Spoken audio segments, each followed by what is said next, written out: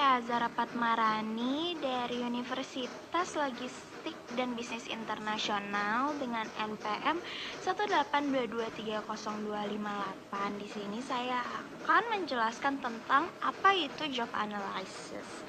Jadi, job analysis ini merupakan sebuah proses sistematis untuk mengumpulkan, mendokumentasikan, dan juga menganalisis informasi mengenai tanggung jawab, persyaratan, serta keterampilan yang dibutuhkan untuk menjalankan sebuah pekerjaan secara efektif. Nah, jadi job analysis ini itu menjadi landasan utama dalam berbagai fungsi HR seperti rekrutmen, evaluasi kinerja, pelatihan, juga strategi kompensasi.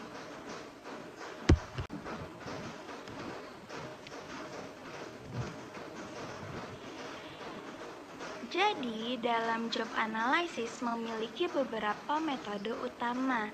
Yang pertama ada wawancara. Wawancara itu untuk mendapatkan pemahaman mendalam dari karyawan secara langsung. Lalu ada observasi, di mana dapat melihat langsung bagaimana pekerjaan itu dilakukan oleh para pekerjanya. Setelah itu ada critical incident technique. Ini untuk mengumpulkan kasus-kasus penting dari keberhasilan atau kegagalan para karyawan. Nah, habis itu ada kuesioner dan rating scales. Ini untuk mengukur frekuensi dan pentingnya berbagai tugas.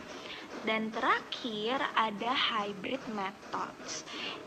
Hybrid methods seperti task inventory dan juga functional job analysis. Jadi dia menggabungkan pendekatan kualitatif dan juga kuantitatif. Dan juga dalam job analysis ini menghasilkan dua komponen utama. Yang pertama itu job description, yaitu berisi tugas, tanggung jawab, alat apa yang digunakan, dan juga hubungan pelaporannya. Nah, yang kedua ini ada job specification yang mencakup kualifikasi, keterampilan, serta tuntutan fisik dan juga mental. Nah, konteks kerja seperti budaya organisasi, lingkungan kerja, dan juga struktur pelaporan ini juga tidak kalah penting dan dapat menjadi fokus utama dalam job analysis.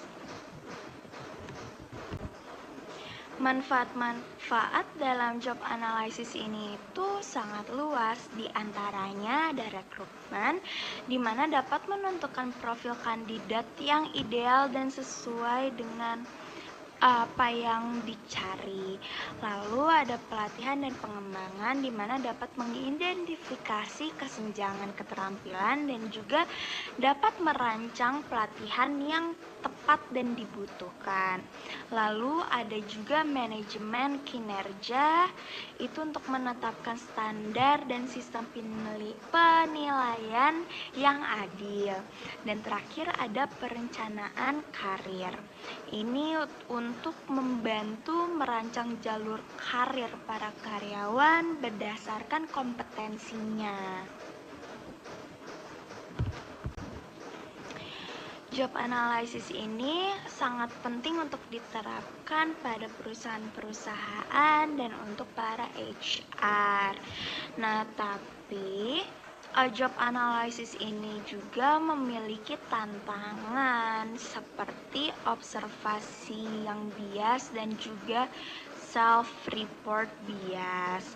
Adapun tantangan yang lain yaitu data yang tidak konsisten, juga perubahan cepat dalam teknologi dan struktur organisasi. Dan terakhir, tantangannya ada tuntutan hukum dan juga etika yang termasuk ke dalam keadilan dan inklusivitas. Terakhir, untuk kesimpulannya itu adalah job analysis ini bukan hanya soal untuk mendeskripsikan pekerjaan, namun juga untuk membentuk fondasi manajemen sumber daya manusia yang strategis. Oke, sekian dari saya. Terima kasih. Bye-bye.